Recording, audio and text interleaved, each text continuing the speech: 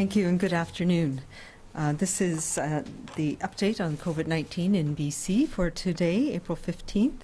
We have 44 new cases that have been diagnosed in the last day in BC, bringing our total of people with positive for COVID-19 and 23 in the Fraser Health region, 92 on Vancouver Island Health, 146 people in the Interior Health region, and 30 people in the Northern Health region.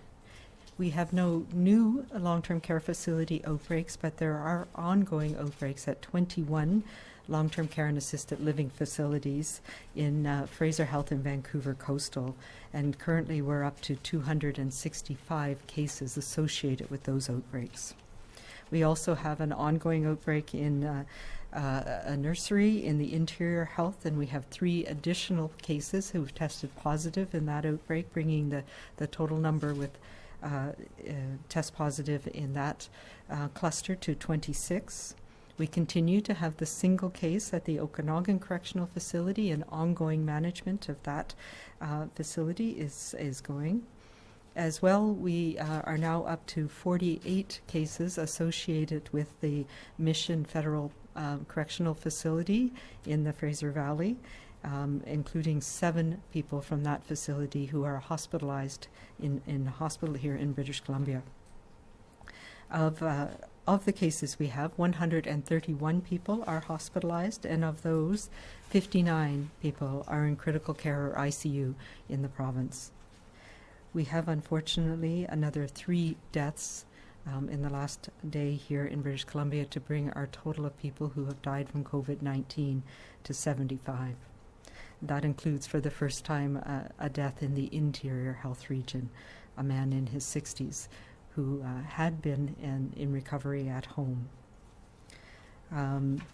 955 people are now fully recovered from COVID-19 here in British Columbia. I want to talk a little bit about some of the work that we've been doing, the hard work we've been doing to ensure the needs of all communities across the province have been addressed when it comes to preparing for and being able to respond effectively to cases of COVID-19.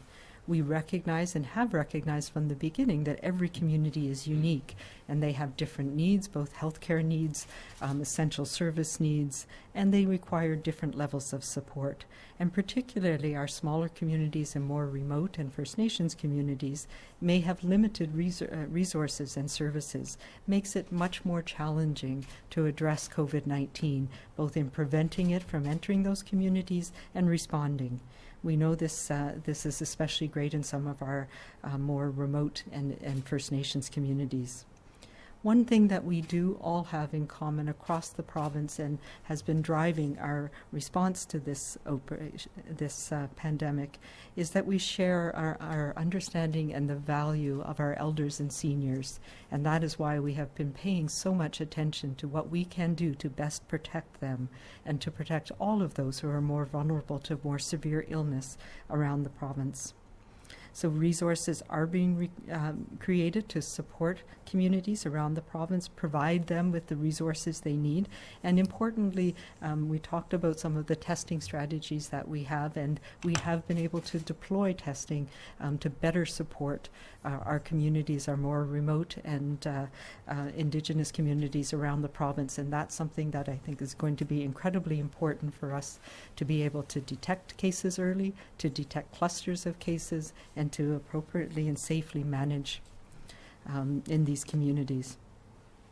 One of the other things that has come to my attention in the last little while is that there have been concerns, and I've mentioned this before, that people are fearful of going into hospital or seeking medical care for the issues that they have that are not related to COVID-19, and part of that is the concerns that we have been putting in all of this preparation around being able to care for people who do have this disease.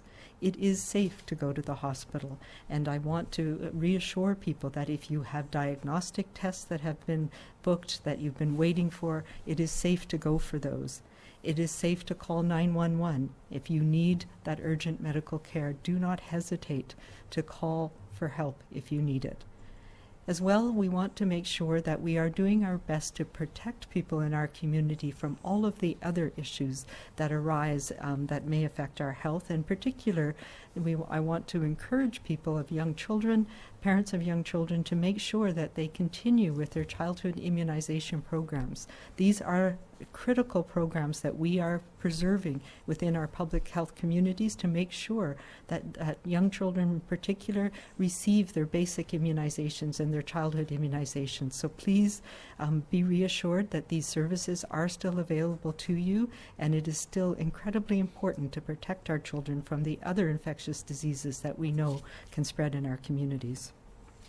And finally, we have been receiving, and I've been talking a lot about the importance of us being kind and supporting each other. We are in this together, and we are in the midst of it still. We'll be presenting some of the modeling about where we are in the midst of it and some of the thinking that we have about going forward. But we are not at the point yet where we can let up, and I know that is very challenging for people. And we've heard some anecdotes mostly of people getting frustrated and angry. And I think we have to realize that this is often a manifestation of anxiety and fear that we have, not knowing about the future, not knowing what's going to happen with our jobs, not knowing what's going to happen with our families, being affected by not being able to see our loved ones. And this is a time where we really need to stand together, to support each other, to respond to anger with kindness, to make sure that we can support each other as we go through the coming weeks and months, because we are all in this together. What we do today and what we do every day through this really matters. We are all making a difference, and we are getting through this together. We are supporting our healthcare workers, we're supporting people who are caring for this virus, and we need to continue to support each other in our communities to make it through this. We need to be kind, and we need to be calm, and to help each other and stay safe.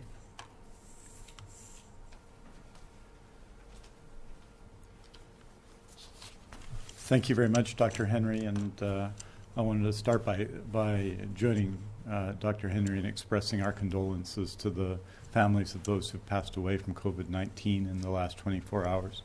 One, as Dr. Henry has said, in the Interior Health Authority, one in Vancouver Coastal Health, and one in Fraser Health. These are significant losses. We understand families will be grieving, and I think they tell us in the most profound way possible why we do have to be kind and pull together, because there are some people who are either directly or through a family member or from taking care of someone associated with that grieving, and I want everybody to know that we not only extend our condolences, we both Dr. Henry and I reflect on it every single day before we come down here, the cost of this for many individuals who have lost loved ones so far.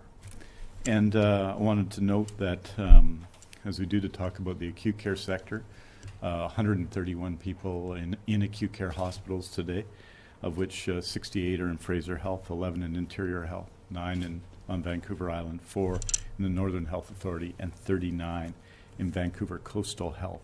That we have 4,632 vacant hospital beds. That's a capacity level closer to 59%, close to 59%. And then in critical care units, we have an occupancy rate of 46.3%.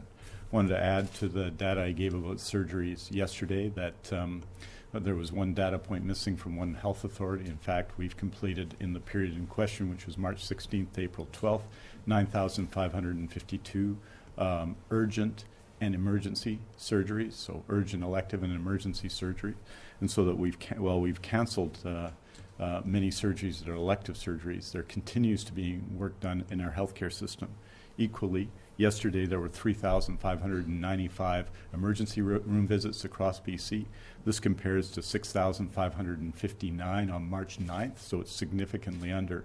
And it reinforces what Dr. Henry has just said to you, which statistically, which is that it is safe to go to the hospital, and there will be people there to help you if you have conditions or need to to either do a diagnostic test or receive care, emergency care in our healthcare system.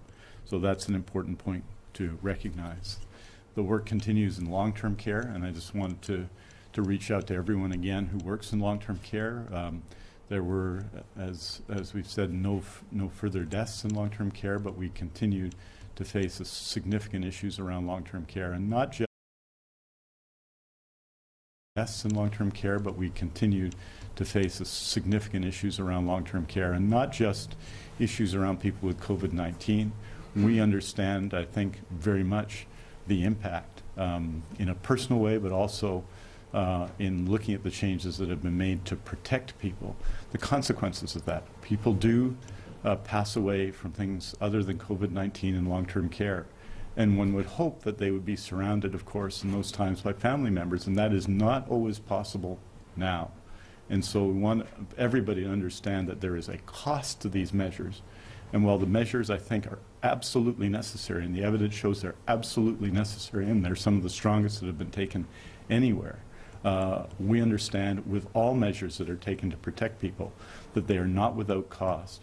And we wanted to reach out, and I particularly want to reach out to all the families of people who have relatives, loved ones, friends in long-term care, that we understand how difficult this time is.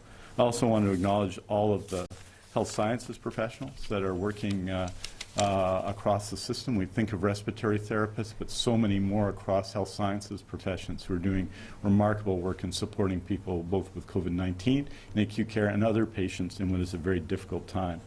I want to let people know over the next week there are going to be 5 virtual town halls, one in each health authority. They'll be hosted by members of the legislature from the NDP and from the opposition. Each will have a co-host, and each will involve both the CEOs of the health authorities and the medical officers of health. The first one will be Friday, April 17th in Vancouver Coastal Health, and will involve Mary Ackenhusen, Dr. Patricia Daly, Bowen Ma MLA, and John Yap MLA, and there'll be more such town halls coming up. And I just wanted to express my appreciation to my colleague in the legislature, Norm Letnick, whose idea this was originally, and we've worked together on this idea. I think it's very important that we have an opportunity, and especially in regions, for the people who are leading our efforts in these regions, the CEOs of health authorities and medical health officers, to be able to answer directly questions that people in regions have.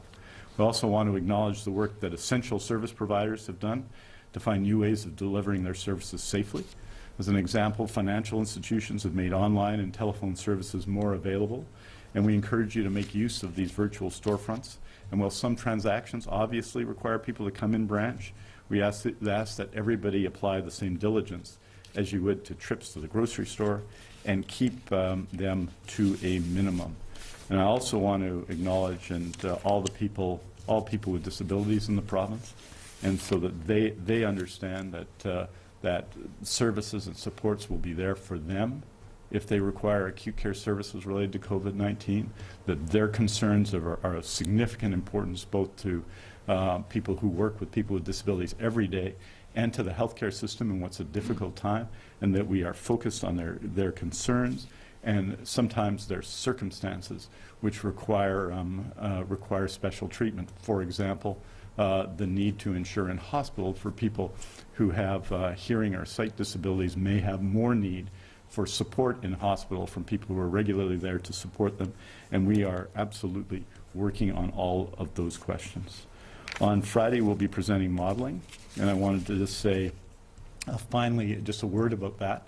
We won't be doing a briefing tomorrow, but we will be providing all of the information that you come to expect every day with respect to new cases. But with respect to modeling, I want to say this, that what we're trying to do and what we've tried to do from the beginning is why we were the first province to present modeling, why Dr. Henry and the Deputy Minister Stephen Brown gave a detailed technical briefing some weeks ago, and why we're updating it now. We want everyone to understand and see what we're seeing. This is not a turning point day. There isn't major changes coming out of what we do Friday. It's just our continuing effort to ensure, as I said, that you see what we see.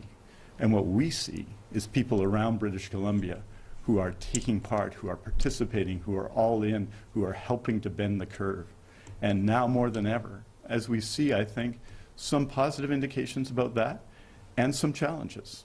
You look at the mission institution, you look at other circumstances around the province, and you see what can happen in circumstances and in communities of people when COVID-19 is present. So we have to continue to, our work continue to be 100% all in.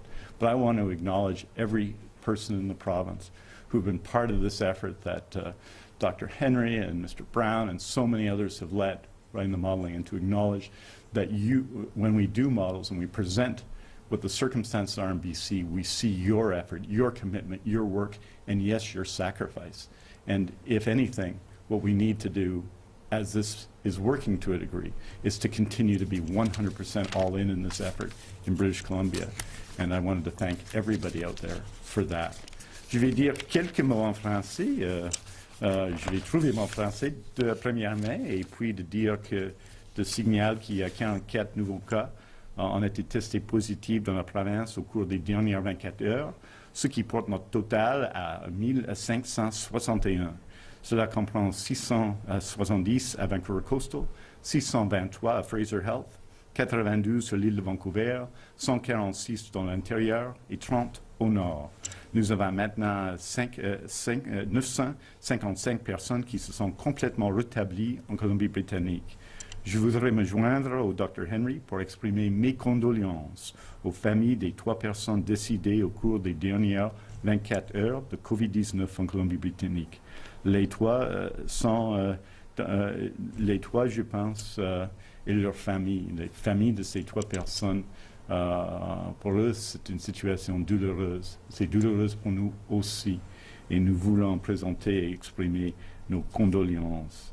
Je pense que je veux ajouter qu'il y a aujourd'hui 131 personnes hospitalisées avec COVID-19 en Colombie-Britannique. C'est 68 à Fraser, 11 dans l'intérieur, 9 sur l'île de Vancouver, 4 au nord et 39 à Vancouver Coastal. Et quand on regarde notre secteur des soins, il y a 4632 lits qui sont actuellement vides. Cela signifie un taux d'occupation de 58,8% dans l'ensemble du système et de 47,3% dans les lits de soins intensifs en Colombie-Britannique. Thank you very much. We're happy to take your questions. Star 1 to enter the queue. You are limited to 1 question. And please take your phones off mute. You will not be audible until we call your name. First question this afternoon is from Vaughn Palmer, Vancouver Sun. And please take your phones off mute. You will not be audible until we call your name. First question this afternoon is from Vaughn Palmer, Vancouver Sun. Good afternoon.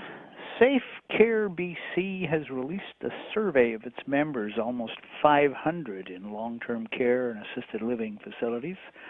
70% say they are experiencing a critical shortage of personal protective equipment, N95 masks, eye protection equipment, and so on. First of all, I guess, are you aware of this concern, and is it going to be addressed? Absolutely, and yeah, that is an issue that we've been working on, as you know, for some time. I will note that this survey was done a few weeks ago at a time when PPE was was continually tenuous in our supplies.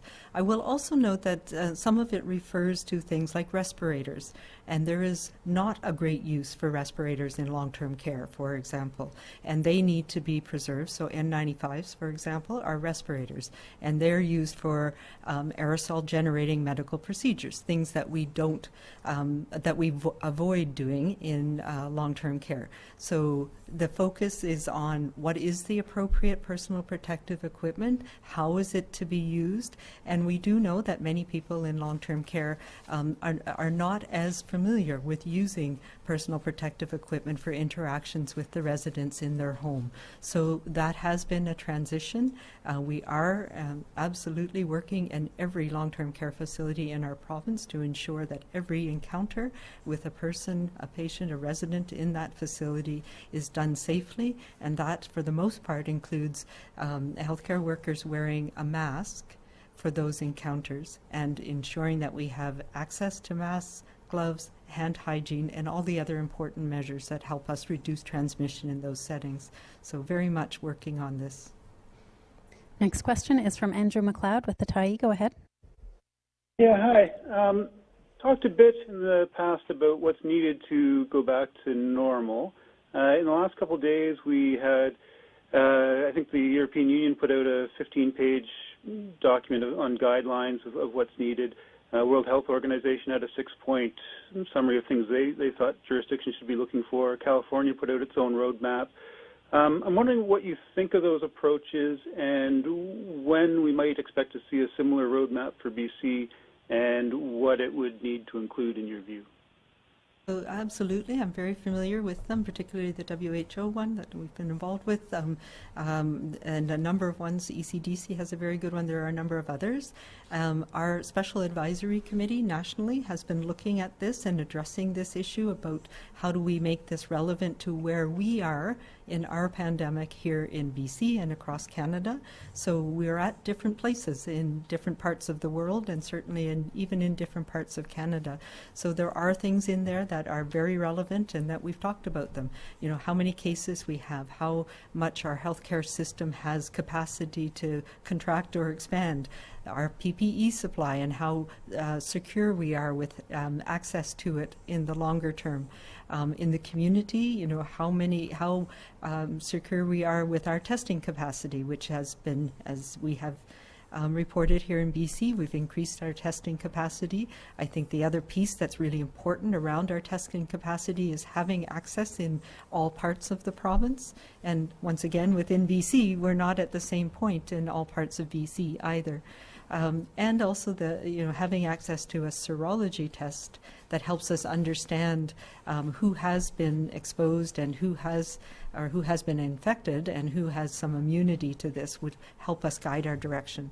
So those are all the things that we are also considering, and we are developing our roadmap both for how we will look at the healthcare sector, but also how we will look at measures that we need to continue and what we can lift within our community. So on Friday, we'll talk some more about where we are in our pandemic and how that might be reflected. And then in the coming weeks, the planning that we're doing now will be available, and we'll be sharing it with everybody as well. But I think it's really important to recognize that we are not at the end of our beginning yet. We're maybe partway through it. We're not at anywhere near the end of what we're going to do with this, and normal is going to look quite different for some time. It's not going to be the same as what it is today, perhaps, but there are some measures that we are not going to be able to stop doing until we have enough immunity in our community, what we call herd immunity in public health, until we have enough to prevent transmission and prevent lots of people becoming sick in a very rapid way. So that is the important part, and part of that is understanding who has immunity already, and the other part of it is the ways that we increase community immunity is either from people being infected and surviving, or vaccine. So those are two really important pieces that we need to consider, and we'll be talking more about that on Friday. Nick Johansson, Castanet. Hi, Dr. Henry. With regards to this first death in the Interior Health Region, can you say what date this man passed away on? And you also said he was recovering at home when he passed. Had he been in the hospital prior to his death? And how long before he died was he released from the hospital? Yeah, I don't have all the details. This gentleman unfortunately died. We were notified of it in the statistics today. So yesterday was when the death was notified.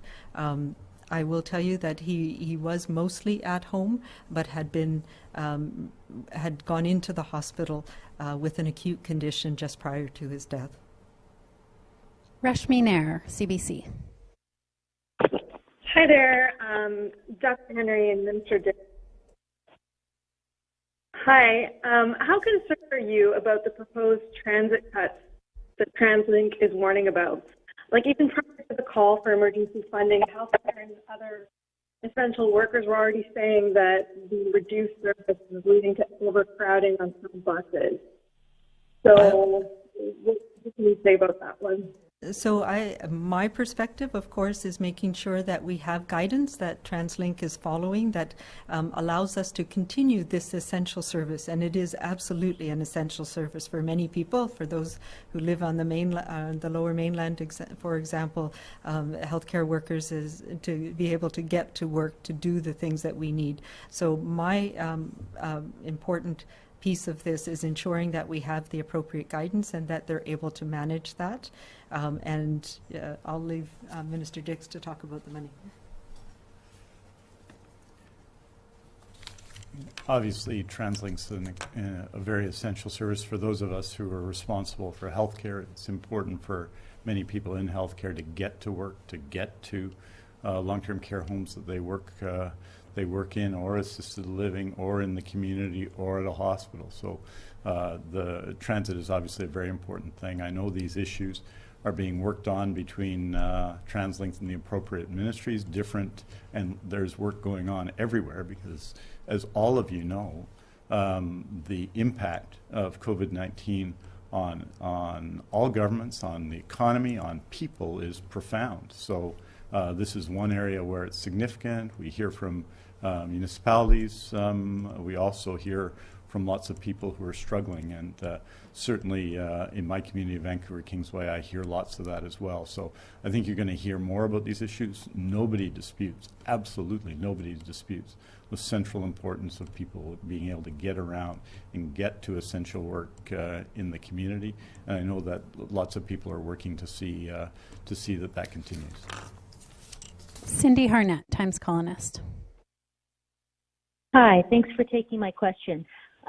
With regard to the single site order for healthcare staff in long-term care, what is your expectation for when all homes should have this implemented? Would that be summer or at least before a possible second wave? And can you explain why group homes aren't included, or is that something that you're thinking about? Yeah, so I'll address the second part. I mean, group homes tend to be smaller. There's smaller numbers of people, and the workers who work in group homes are somewhat different than the people who are working in long-term care, the healthcare workers in our long-term care sector. So we have been looking at the important part of how we support workers who do work in our group homes and how we best protect people in that sector across the province. But with respect to long-term care and assisted living facilities and our acute care facilities, it is a complicated process in the Lower Mainland in particular, between Vancouver Coastal and Fraser Health, to work it all out. But I know it is ongoing, so I do expect it will be substantially implemented within the next week to 2 weeks. It's going to take a little bit of time for all the dust to settle, but I know that as well here in Island Health, where there's fewer people who are involved, and in the interior and the north, it's moving ahead as well. So I do expect that it'll be substantially complete within the coming weeks. Next question is from David Molko, CTV. Hi, Dr. Henry. I just wanted to ask you about community deaths again. And I understand the death in the interior is not technically a community death, but when we talk about people sort of enduring their symptoms and working through them at home, in the last community death, the one in Richmond, you talked about how you were going to look back at the process, at the monitoring, at the reaching out you were doing at that point to see what changes could be made. And I'm just curious to know, what have you learned? What changes have been made in the last week or so?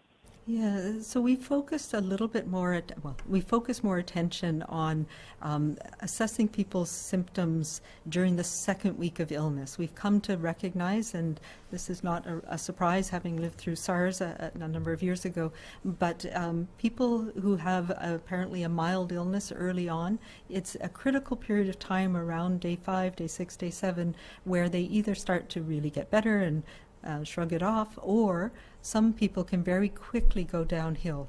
And that is a critical period of time where we're having more contact with people. We're making sure that if they are having any experience of shortness of breath or chest pain or other things that might come with having an infection that affects both the lungs and other parts of the body, that we have a low threshold for bringing them into hospital, at least for observation, where they can be closer to critical care if needed. So that's one of the things. The other one is we're making sure our algorithms for who can safely recover at home cover things like, we've always known that as you get older, your chances of having a more severe illness go up, but also covering things like people who have underlying illnesses that might make them at more risk, and making sure that we have ongoing connections to make sure that if there's any concern at all that somebody might be not getting better or have concerns that they call 811, that we have the ability to get them into a facility much quicker, just in case. Keith Baldry, Global News.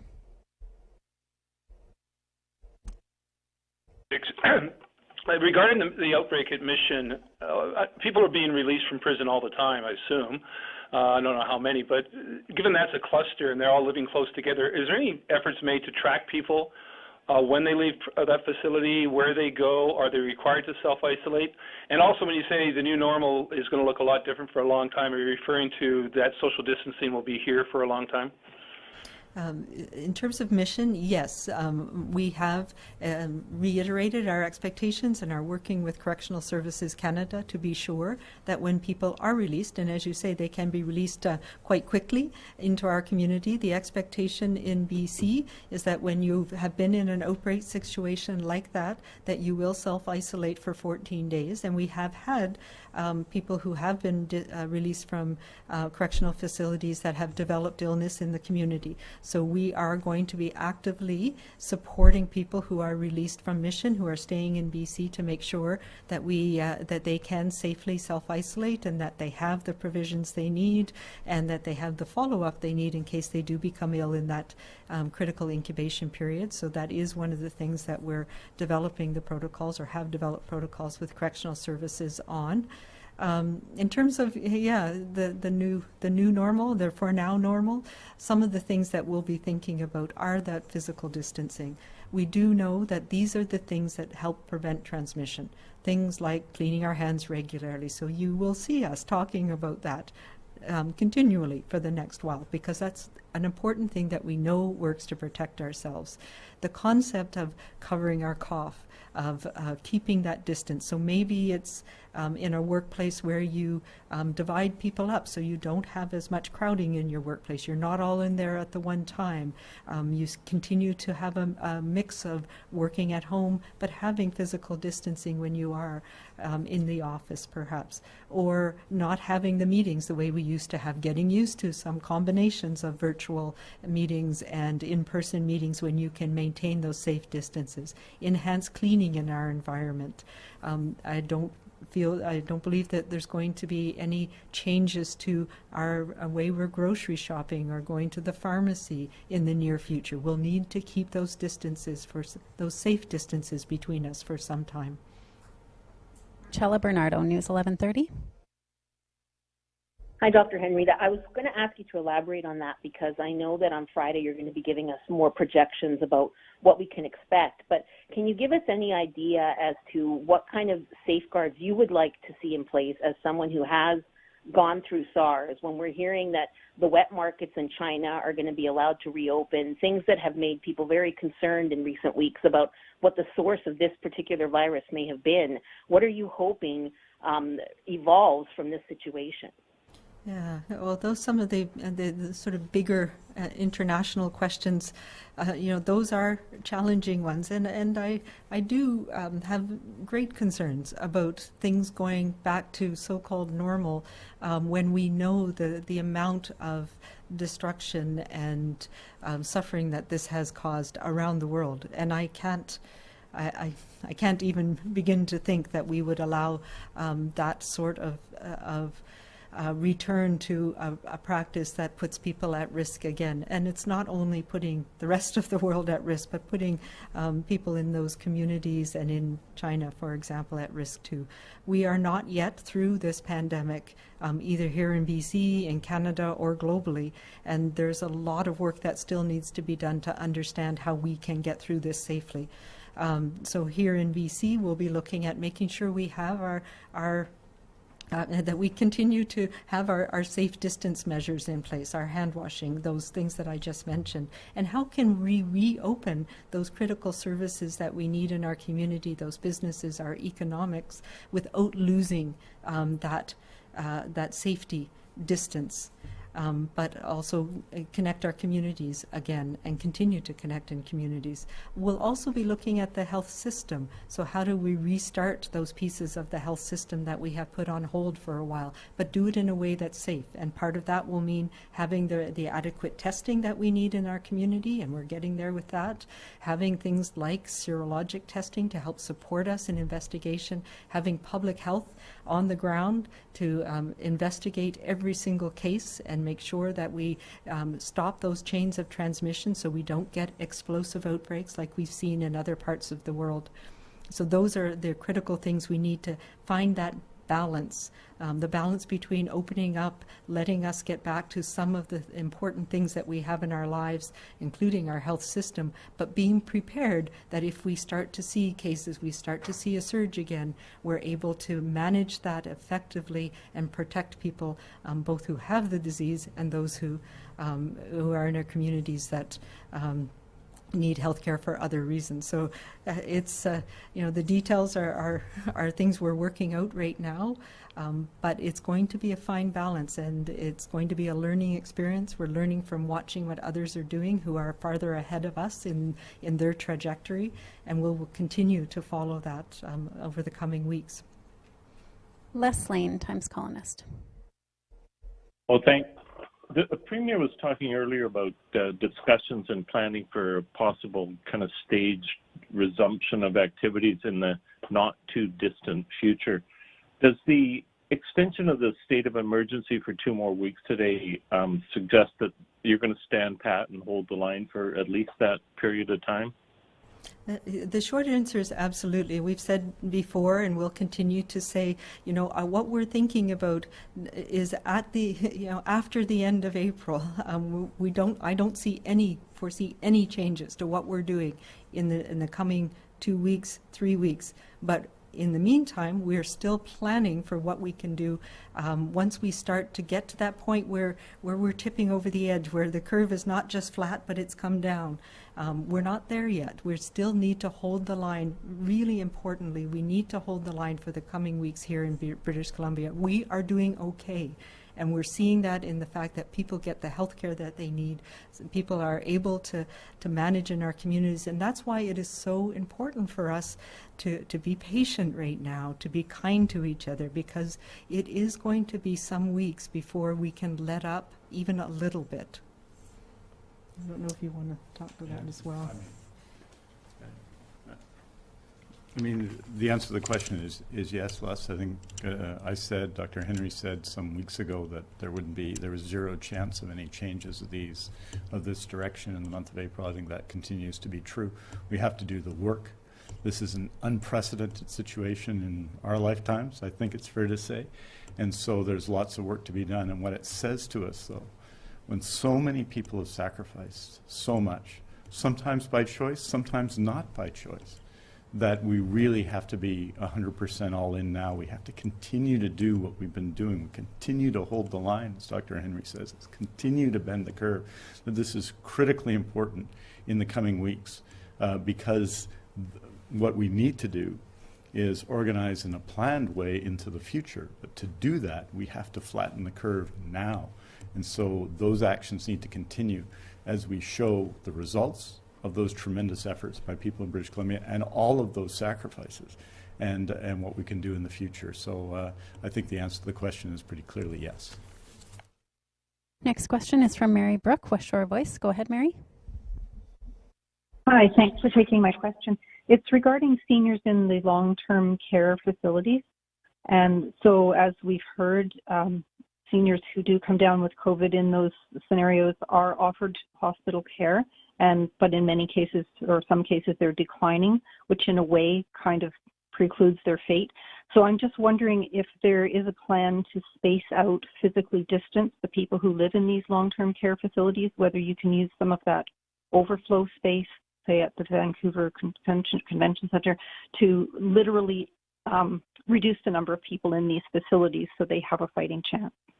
Yeah, so I think we need to put it in a bit of context in that we have had hundreds of cases of residents, and that's an important thing. These are people's homes, so it's not as easy as moving people out into an unfamiliar place that we know can have challenges for people, particularly people who have dementia. So it's a very fine balance. We do try and find ways within the home to isolate people, particularly anybody who has illness is moved out. But I also will say there's most people who have this in long-term care, even elderly people, have recovered from it.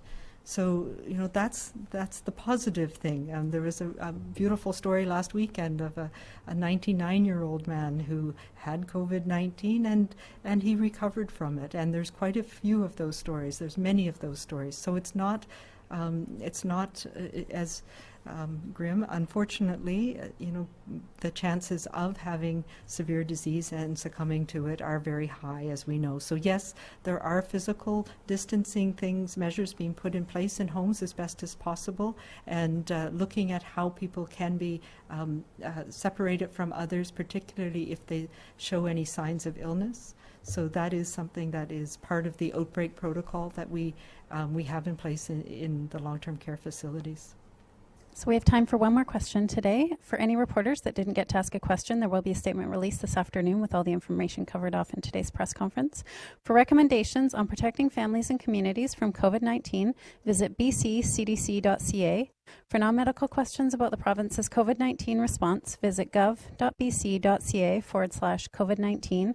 And for a full listing of the provincial health officer's orders, visit gov.bc.ca/PHO guidance. Last question today. En français, Dominique Lévesque, CBC Radio-Canada. Oui, merci pour le ministre Dix. Je voudrais que vous nous disiez en français à quoi on peut s'attendre vendredi matin avec les modèles et qu'est-ce que vous allez faire vendredi? Oui, nous allons vous présenter les renseignements qu'on a, les modèles qu'on a. On va discuter de ce qu'on a. On a dit il y a 3 semaines, ou presque 3 semaines maintenant, les modèles présentés à ce moment-là et faire une comparaison de ce qui s'est passé, s'est déroulé depuis ces 3 semaines. On va démontrer et présenter des résultats, le progrès, en quelque sorte, qu'on a fait, l'effet des mesures qu'on a prises, et on va présenter cela au public pour que tout le monde sache ce que nous sachions. C'est le progrès de COVID-19 en Colombie-Britannique et le progrès de nos mesures en nous attaquant à ce problème-là. Donc, on va présenter tout cela. Ce n'est pas un moment, disons, tournant, c'est un moment de renseignement. Nous avons présenté nos renseignements premièrement au Canada et maintenant on va faire on va les mettre au présent, c'est-à-dire de dire ce qui s'est passé. On a présenté ces modèles en comparaison avec la situation en Italie, en Chine avant, et maintenant on va démontrer où on est dans le progrès de COVID-19 en Colombie-Britannique et en particulier le progrès de nos efforts de combattre COVID-19 en Colombie-Britannique. Merci beaucoup. Thank you. Thank you very much. Thank you.